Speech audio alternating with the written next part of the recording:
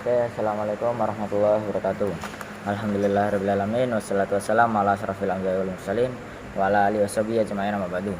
Ah, yang pertama-tama kita anjurkan puji syukur kita terhadap Allah Subhanahu wa taala yang telah memberikan kita kesehatan supaya bisa mapping pada malam hari ini, dan rasa rahmat kita terhadap Nabi Juang kita Nabi Muhammad SAW yang telah membimbing kita dari yang gelap sampai terang dan sekarang.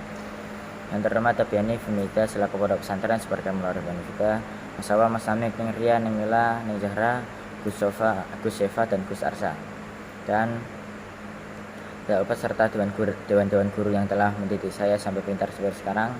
Tidak lupa serta teman-teman saya, saudara-saudara saya, tetangga-tetangga saya, semuanya, dan tidak lupa serta yang saya banggakan dan saya sayangi keluarga-keluarga yang ada di rumah. Semoga sehat selalu dan dilancarkan rezekinya. Amin ya rabbal alamin. Nah, di sini saya akan menjelaskan tentang cerpen, yaitu unsur-unsur dari cerpen. Kan cerpen kemarin juga. Sekarang menjelaskan tentang unsur-unsur dari cerpen. Nah, unsur-unsur dari cerpen itu memiliki unsur dari cerpen itu ada 8. Yang pertama itu tema. Tema itu ide gagasan. Ide atau gagasan latar belakang yang di belakang dari cerpen yang memiliki sifat umum yang diambil dari lingkungan sekitar gitu. Nah, yang kedua itu ada tokoh. Tokoh itu adalah pelaku yang terlibat di dalam cerpen. Biasanya tokoh yang terlibat di dalam cerpen itu ada 4 orang. Yang ketiga, penokohan. Penokohan itu biasanya itu untuk membuat sifat atau wataknya biasanya itu diberikan dalam karakter tersebut gitu. Nah, yang keempat itu alur atau pilot. Nah, ukuran cerita dari cerpen itu memiliki 500 sampai 1000 kata yang dicerpenkan untuk menceritakan tentang. Biasanya cerpen itu memiliki 3 sifat, yaitu maju, mundur, dan cerpen itu memiliki 3 sifat, maju, mundur, dan campur. Maju itu biasanya maju tok, kalau mundur itu biasanya mundur terus, kalau campur itu paduan antara maju dan mundur gitu. Jadi bisa menceritakan masa lalu, masa depan gitu. Tapi kalau cerpen kan biasanya cerita pendek, karena pendek biasanya maju atau mundur saja gitu. Yang kelima itu latar atau setting. Latar atau setting itu ada 3 latar, yaitu latar tempat, latar waktu, dan latar suasana gitu. Biasanya sesuai sudut pandang. Kalau sudut pandang atau posisi, yaitu posisi orang lain untuk menceritakannya. Biasanya itu ada orang pertama dan orang ketiga. Nah, orang pertama atau orang ketiga yang menceritakannya gitu. Yang ketujuh itu ada gaya bahasa atau ciri khas oleh penulis novel gitu. Jadi penulis novel itu memiliki ciri khas. Biasanya novelnya dikasih kamu, aku, atau lo, gua, atau gimana gitu, terserah biar memiliki ciri khas tersendiri gitu.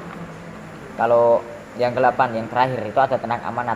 Amanat itu pesan terakhir untuk menyampaikan kepada pendengar, untuk menyampaikan amanat, untuk menyampaikan pesan yang memiliki tujuan gitu.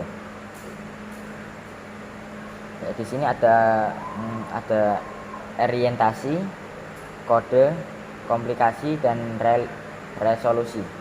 Orientasi itu adalah cerita cerpen, yaitu orientasi itu pengenalan cerita cerpen. Jadi pengenalannya itu ada di orientasi. Kalau yang kedua itu ada tentang komplikasi. Komplikasi itu mulai muncul pada jadi setelah pengenalan maka akan ada komplikasi, yaitu mulai munculnya nilai atau pelajaran dalam masalah konflik tersebut. Mulainya muncul masalah gitulah. Terus ada resolusi setelah ada komplikasi ada resolusi itu untuk menyelesaikan masalah komplikasi itu. Yang terakhir itu ada koda itu adalah nilai pelajaran, sama seperti amanat.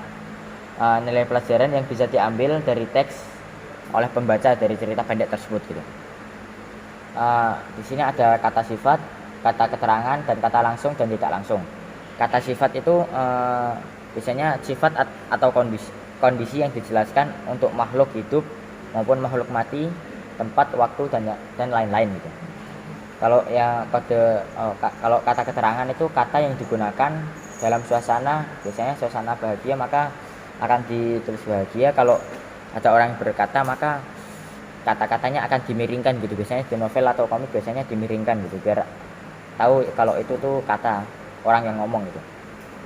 Kalau kata langsung dan tidak langsung itu, kata langsung contohnya, kata langsung itu siapa yang melempar kertas ini, itu misalnya kan langsung menanyakan siapa yang melempar kertas ini. Kalau tidak langsung itu contohnya ibu guru menyuruh untuk menjadi anak yang baik dan menghormati orang yang lebih tua, maka jangan melempar kertas kepada orang lain gitu. Jadi kan basa-basi dulu, memiliki pesan-pesan dulu, itu kata yang tidak langsung namanya. Atau kalau kata langsung itu langsung menanyakan langsung pada intinya gitu. Oke, jika ada salah kata mohon dimaafkan. Kita sama-sama belajar, sama-sama mengusaha, sama-sama mensalah. Wabillahi taufiq wal hidayah. Wassalamualaikum warahmatullahi wabarakatuh.